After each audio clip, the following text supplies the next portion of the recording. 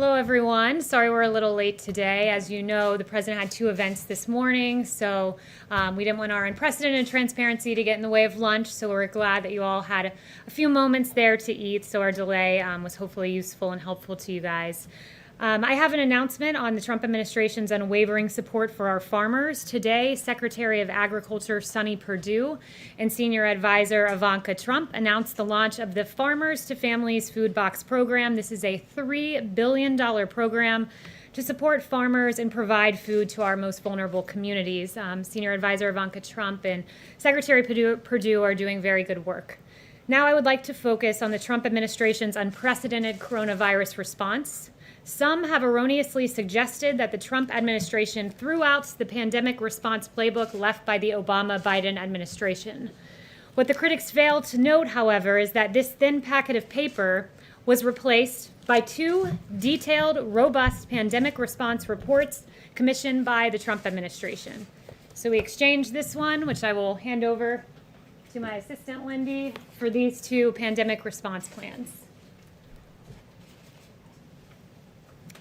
In 2018, the Trump administration issued our Pandemic Crisis Action Plan, one of the binders that I just handed to Lindy. Further, from August 13th to the 16th, the Trump administration conducted the Crimson Contagion 2019 Functional Exercise. This was a pandemic simulation to test the nation's ability to respond to a large-scale outbreak. In January of 2020, HHS issued the Crimson Contagion 2019 Functional Exercise After Action Report. That was one of the additional documents that I just handed over. This exercise exposed the shortcomings in legacy planning documents which inform President Trump's coronavirus response beginning as early as January. And those legacy planning document shortcomings were, in fact, the papers that I just handed over that were provided to us by the Obama-Biden administration. For example, President Trump's Crimson After Action Report highlighted that the Obama-era policy directive from November 2016, quote, and I'm quoting from the document, does not provide the requisite mechanisms or processes to effectively lead the coordination of the federal government's response. Instead, President Trump established the White House Coronavirus Task Force and put Vice President Pence in charge of the interagency response. These were effective decisions, and they undoubtedly enhanced our response to the coronavirus. Furthermore, what Crimson Contagion taught us is that President Trump was right all along about misguided economic and trade policies that left Americans vulnerable to pandemics. In June 2016, so many, many years ago, then businessman Donald Trump said this, quote, America became the world's dominant economy by becoming the world's dominant producer. I have visited cities and towns across this country where a third or even half of manufacturing jobs have been wiped out in the last 20 years. Today, we import nearly 800 billion more in goods than we export. This is not some natural disaster. It is politician-made disaster. That was then candidate Trump, who has now implemented those policies as President Trump. And this forward-thinking vision contrasted with that of President Obama, who said, quote, Trump just says, well, I'm going to negotiate a better deal. Well, how exactly are you going to negotiate that? What magic wand do you have? That magic wand was ripping up the Trans-Pacific Partnership. It was ripping up NAFTA. It was replacing it with the U.S.-Mexico-Canada agreement, a great deal for our automakers and our farmers. And it was ending China's predatory trade policies and negotiating a historic Phase 1 China deal. That is what this president has done. Yesterday, President Trump went to Allentown, Pennsylvania, and visited Owens & Minor, Inc. This was a clear example of domestic manufacturing at work. You saw this administration taking action to restructure and secure our stockpile of medical supplies. President Trump released a plan to restructure the Strategic National Stockpile yesterday, and he signed an executive order providing the authority to ensure America is producing critical goods necessary to build up our strategic stockpiles. The president's trip was an example of what he's been saying all along, that America must manufacture, that America must produce here in our interior. Additionally, the president launched Project Airbridge to bring supplies from all over the world to support America's frontline healthcare workers.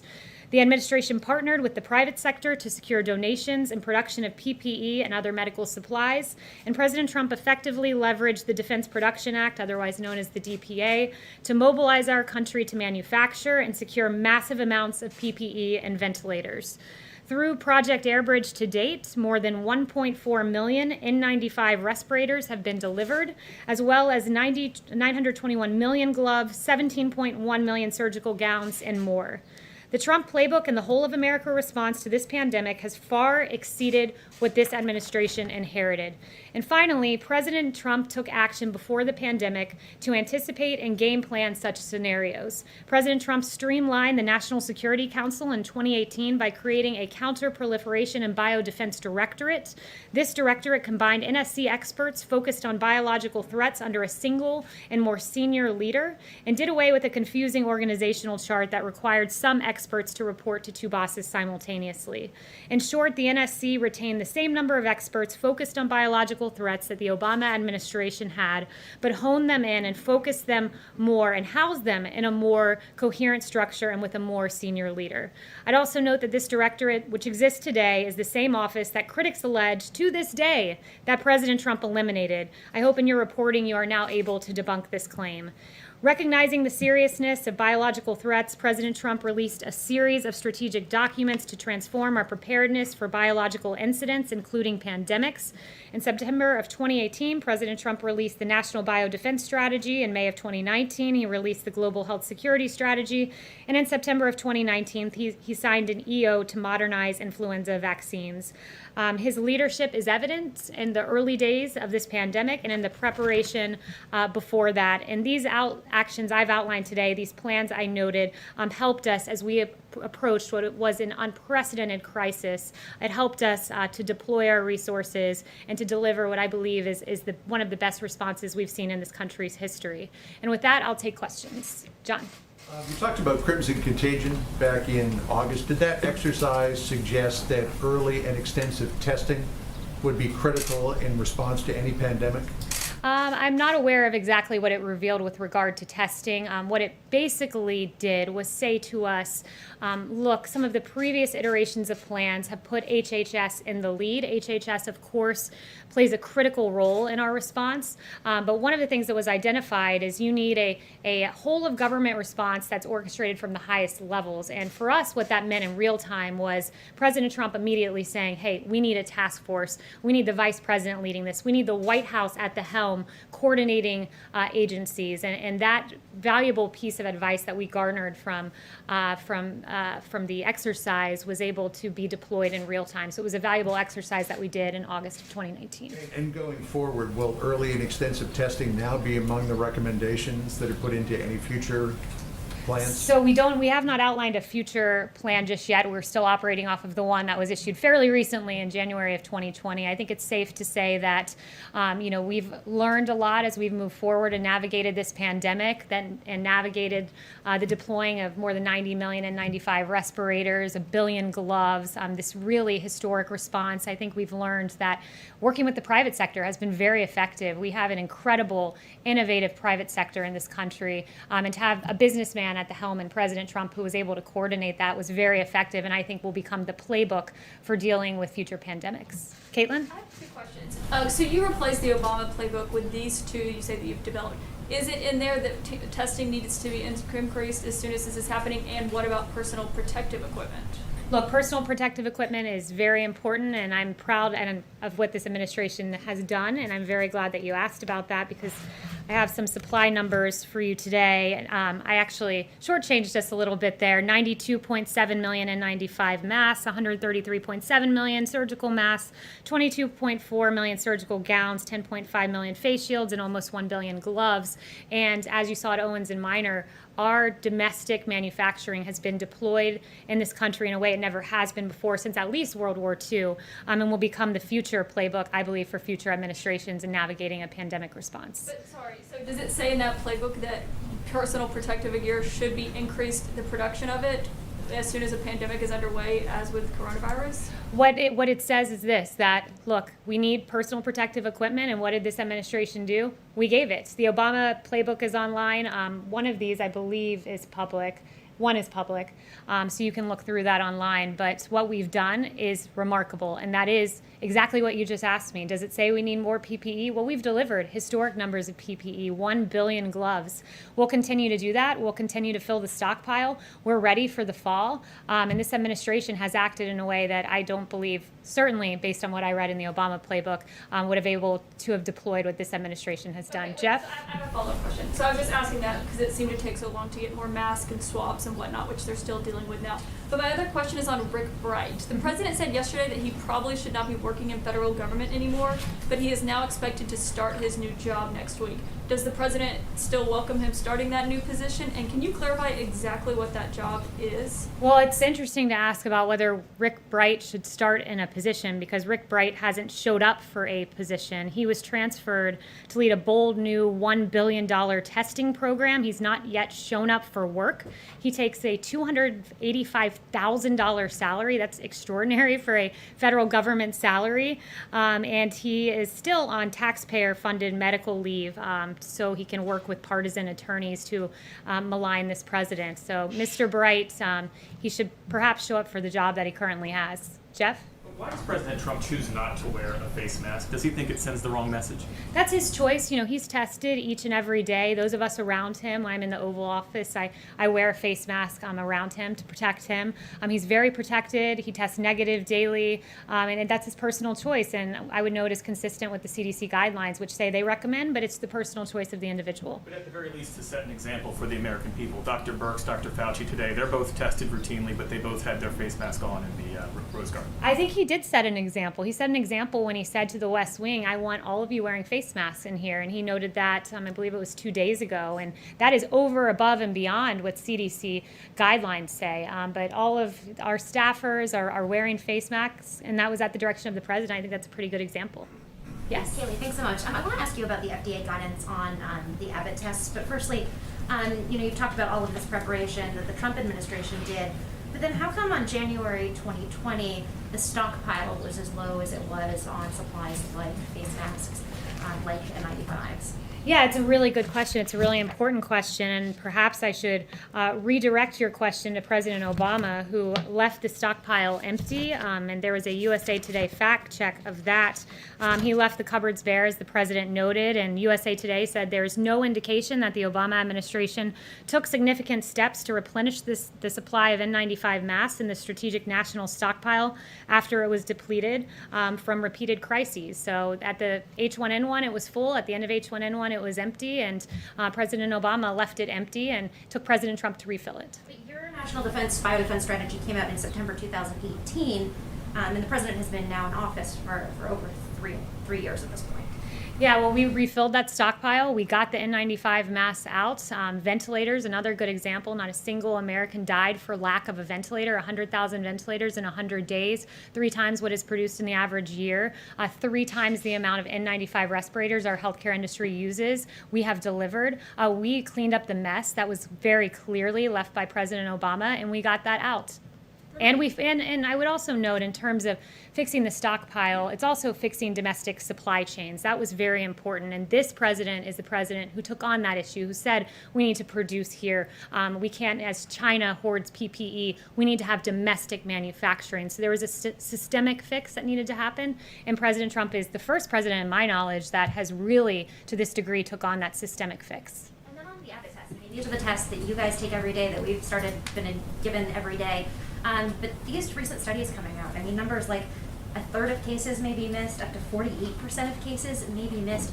Does that give this White House any pause? Are you considering potentially other tests? Does this change the way that you guys are going to move, going forward? Yeah, so I'm glad you asked that. It's very important. When the FDA gets any information that calls into question a test, they put it out there. It's incumbent upon them to make sure the American people have up-to-date information. Dr. Hahn, I spoke with him this morning. I actually spoke with him several times. He said we continue to recommend the tests.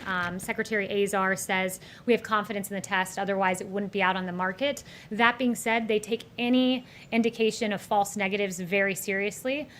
Some of these studies, Secretary Azar says he believes there was user error in them, meaning that the time transporting them might have affected the accuracy of the test. But to that end, what the FDA has said is that any negative test results that are not consistent with a patient's clinical signs, so if you're coughing, you get a negative test, it's an Abbott test, you should consider getting a second test. That's the guidance as of now.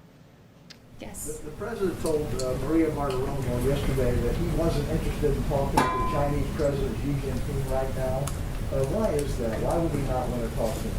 He's very frustrated with China, and I'll leave it to the president as to when he does resume speaking with the Chinese leader. But look, China slow-walked this. I've shared with you guys before on human-to-human transmission. It was really important that the world knew of that aspect of the disease, but that information was slow-walked through the WHO. The genetic sequencing, likewise, was not given until a professor in Shanghai did so on his own. The president has repeatedly noted that, why are they letting flights out of China but not into China? These decisions put American lives at risk. Not just American lives, but lives around the globe. We know that this disease came from China, and why that information was not shared, some of the information I just suggested, is really unacceptable. So he's frustrated at this point, and I'll leave it to him. The president has quite often talked about having a warm relationship with President Xi. Is that now over? Has a chill set in? Well, I'll leave it to the president as to how to characterize their relationship. But, this is a president who, if anyone knows how to talk to China, it's him. He did get the Phase 1 China deal, $250 billion of purchasing of American products. It was a big deal and a big win for America, and it took President Trump to get that win. Yes. The president earlier in the Oval Office said that the Pentagon was developing a, quote, super-duper missile. Pentagon was asked about that shortly after the president made his remarks and declined to comment, referring it back to the White House. So I'm wondering if you can say what the president was describing. Yeah, I would just refer you back to the president remarks in the Pentagon. I don't have any new information on that at this point. Yes. Can you clarify, Kayleigh, when did the administration start replenishing the stockpile of PPE? And does that report get into that? The president immediately, when it was necessary to get more PPE for America's healthcare workers, immediately went into action. And I've listed out for you all of the results of those actions, which have been extraordinary, greatest mobilization of the private sector since World War II. And I would also note, I do have some new information. Taken before January 2020 regarding PPE and trying to replenish that? I did talk to Secretary Azar a little bit about this yesterday, and one of the things Secretary Azar said to me is, when we got to the federal government, we were on the brink of, we were in very hostile confrontations with several powers because of the Obama administration's foreign policy, and there were real bioterrorism threats, and that was the immediate threat that the administration focused on in terms of the stockpile. And immediately when it became clear a pandemic was the concern over bioterrorism, we transitioned as quickly as humanly possible and filled the empty cupboards left by President Obama. And I do have, if I can find it in here, some new information on ventilators just to show how extraordinary this administration's effort was on the stockpile, that we've shipped 766 ventilators overseas to our partners because no one here has died for the lack of a ventilator. So we've done so well and overperformed so much. We can say that we've committed over 15,000 ventilators to 40 countries by the end of July because that is American ingenuity. That is the government of President Trump, and that is the unprecedented partnership of this government and the private sector. Yes. Switching gears for just a moment, also in his interview with Maria Bartiromo the other day, the president suggested that people should be jailed for what he said earlier in the week was a very obvious crime. You're an attorney and the president's spokesperson. Perhaps you could lay out the elements of this crime. What crime was committed and in what way? I assume you're referring to the Obama administration and the unmasking and... The president calls Obamagate. What is it? What are the elements of that crime? Yeah, I'm really glad you asked because there hasn't been a lot of journalistic curiosity on this front, and I'm very glad that you asked this question. Look, there were a number of questions raised by the actions of the Obama administration. The Steele dossier, funded by the Democratic National Committee, the opposition political party to the president, was used to attain FISA warrants to listen in on conversations of people within the Trump campaign. There was the unmasking the identity of Michael Flynn, and we know that in a January 5th meeting in the Oval Office with President Obama, Sally Yates from the Department of Justice learned about the unmasking, not from the Department of Justice or from the FBI. She learned about it from President Obama and was stunned and could barely process what she was hearing at the time because she was stunned of his knowledge of that. We know that there was a lot of wrongdoing in the case of Michael Flynn. The FBI notes, for instance, that said, should we quote, get him to lie as they pontificated their strategy. We know that the identity of this 3-decade general was leaked to the press, a criminal leak to the press of his identity in violation of his Fourth Amendment rights. These are very serious questions. They've been ignored by the media for far too long, and I'm very glad that I think that is the second question that I have fielded on Lieutenant General Michael Flynn, because justice does matter. Those questions, they matter. To be clear, I heard you mention one thing you said was criminal, and that was what? The one thing that I've said that was criminal? Right. The leaking of his name and the very real questions that have been raised. But if you want to start talking about wrongdoing in the administration, happy to go through Andy McCabe leaking to the Wall Street Journal and then lying about it. Happy to talk about James Clapper lying before Congress, saying the NSA does not monitor phone calls. That was an inaccuracy, to say the least, if not a lie. And John Brennan telling Congress that the bogus Steele dossier played no role in the Russia probe, when in fact we know it did and was the basis of attaining FISA warrants. So there's a lot of mistruths there that were said, many of them under oath. So I would point you to those and the many other real questions that I hope you all will pursue. So it's the president's view that those people should be jailed, the people you just mentioned. I never said that. Those are your words, not mine. But perhaps you should look into it and get me some answers. That is, after all, the job. That is, after all, the job of reporters, to answer the very questions that I've laid out, and I hope you guys will take the time to do it. And I also find it interesting, if we want to start talking about fabrication of crimes, we can litigate that case pretty publicly with James Clapper, who said what President Trump did with Russia pales, that Watergate paled in comparison. We can talk about Eric Swalwell lying and saying President Trump was working on behalf of the Russians. We can talk about Hakeem Jeffries lying and saying the president was a Russian asset. We can talk about Schiff saying there was ample evidence of collusion in plain sight when in fact there was not. We can talk about Mark Warner saying there's enormous amounts of evidence of collusion. We can talk about a CNN historian who said there was a smell of treason in the Trump-Russia probe when in fact for 3 years, you all talked about collusion, and there was none. And it was a huge injustice, not just to this administration, but to the American people who deserve truth, not the alleging of absolutely false allegations against this president. Yes. Thank you, France has Kayleigh. pushed back against the comment by the CEO of Sanofi that the United Sorry, 1 second. I can't really. So I'll get to you next. Go ahead. France has pushed back by a comment by the CEO of Sanofi that the United States would be first in line for a vaccine if that firm develops because of initial funding by BARDA. Does the administration think that the United States should receive the first doses if Sanofi does discover that vaccine? I haven't spoken to the president about that, so I don't have any announcements on that front. But yes, back there, and then I'll come up to you. Okay. Thank you, Kayleigh. 2 brief questions. First, a follow-up to Steve's question regarding China. 48 hours ago, the Federal Retirement Thrift Investment Board followed the president's suggestion and cut off any investment of federal pensions for civilian and military workers into China on their markets, therefore cutting off funds that would be invested in state-run companies. Will the president now urge private sector businesses, and I think of BlackRock, which is invested in 137 Chinese companies, to follow this example and get out of investing in China?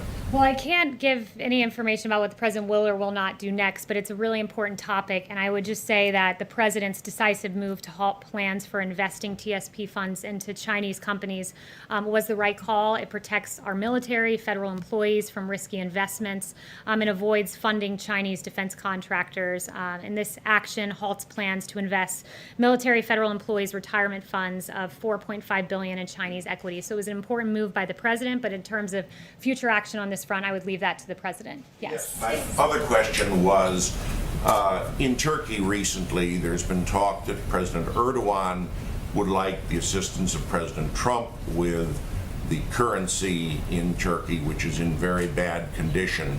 Will there be any U.S. support of the Turkish currency, or does he think Mr. Erdogan should apply for an IMF loan? Yeah, I don't have any information on that front either as to his future actions with regard to Turkish currency. Yes. Thank you, Kayleigh. So the president has called for transparency in the what he calls Obamagate. Is he willing to declassify the transcript of General Flynn's call to Sergei Kislyak so everyone can see what was said on that call? I've not asked him that. What I know that he would like to see right now is the lost 302.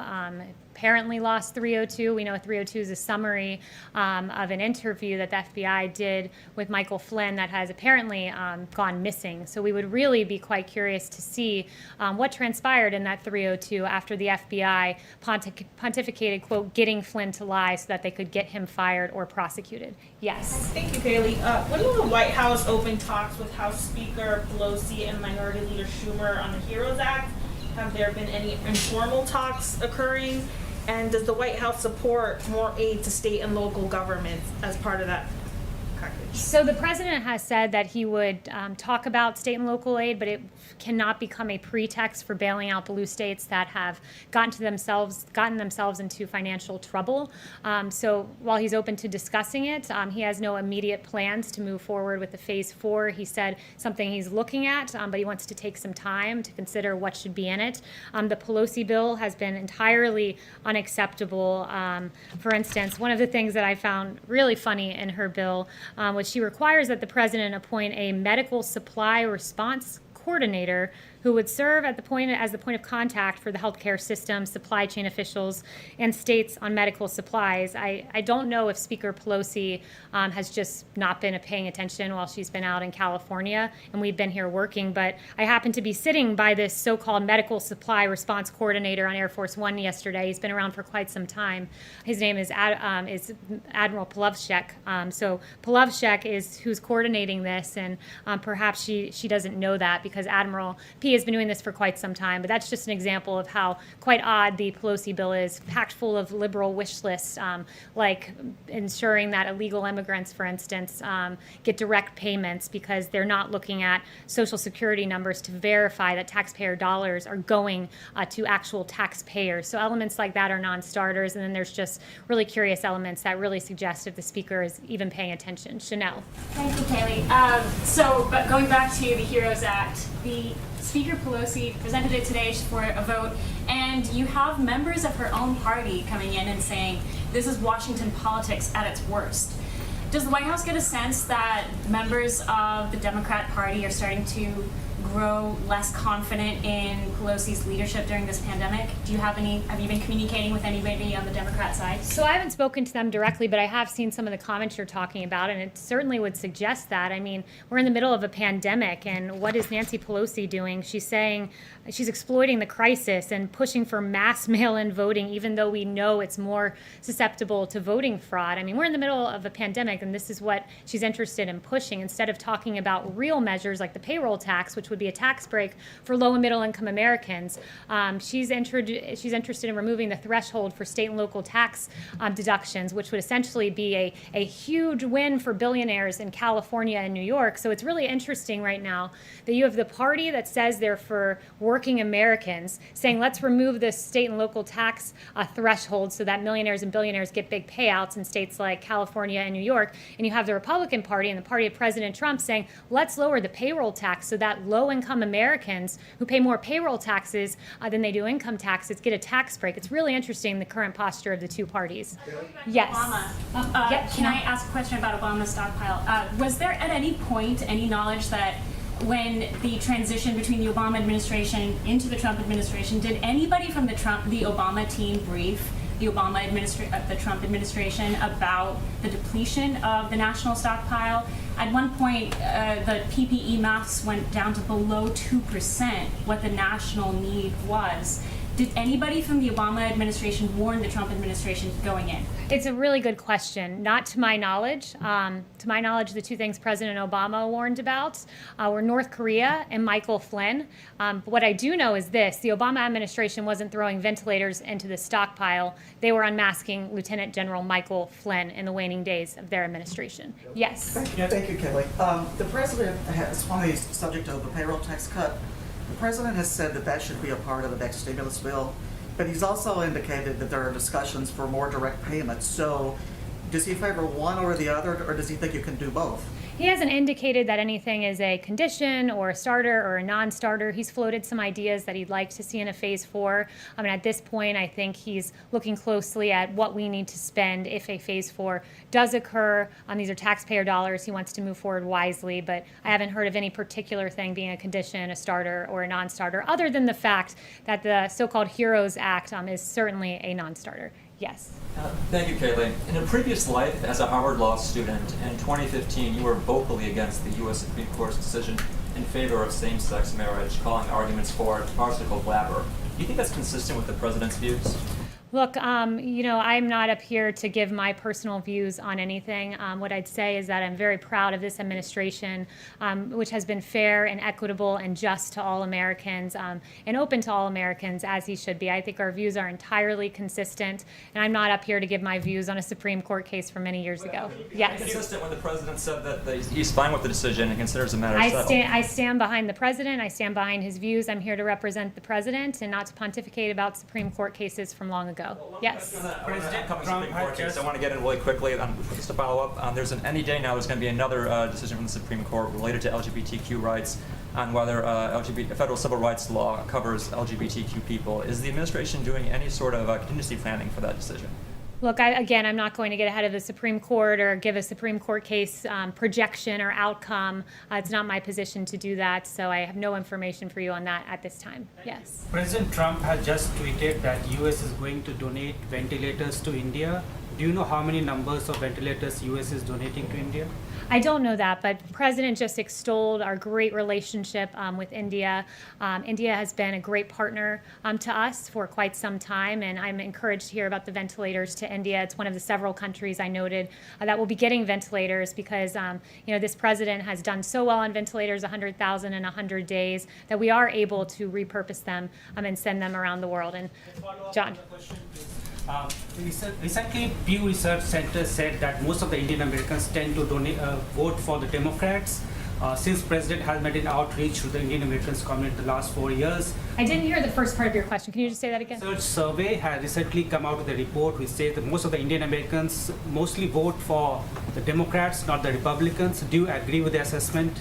Look, that would be a question for the campaign, so I'd refer you to the campaign on that Pew poll. Yes. The president has said before, Kayleigh, that he would like to see 100 million doses of a viable vaccine by the fall, then 300 million by January. Today, he didn't mention 100 million by the fall, but he did mention hopefully getting a vaccine by the new year. Is he tempering expectations of what might be possible? Is he still hoping for 100 million doses by the fall? No, this president is not tempering expectations. In fact, I think we should be very encouraged about what we heard today from Dr. Salawi, that the early data from clinical trials for coronavirus vaccine data makes him confident that we will have a vaccine by the end of 2020. Operation Warp Speed is a great new innovative operation that I think will take us to getting a vaccine, as Dr. Salawi said, in short order. In consultation, he's doing this, of course, with the 4-star General Perna is his name, and it's going to be a great effort, and I think by the fall we will see one, as has been predicted. This president wants to see one processed as fast as humanly possible, and I would note that he got us into phase 1 clinical trial faster than Dr. Fauci had ever seen in the history of his career, and that's because this president has really put the fire under the private sector and under the FDA to get 92 emergency use authorizations for testing, get to phase 1 clinical trial faster than ever before, and we can thank President Trump for being at the helm of all of this. Thank you all. I think I got like 2 questions from each of you, so I enjoyed speaking with you all. Have a great weekend, and I like your pink blazer, Caitlin. Thank you. Can you just Any more infections at the White House? Have there been any more positive tests?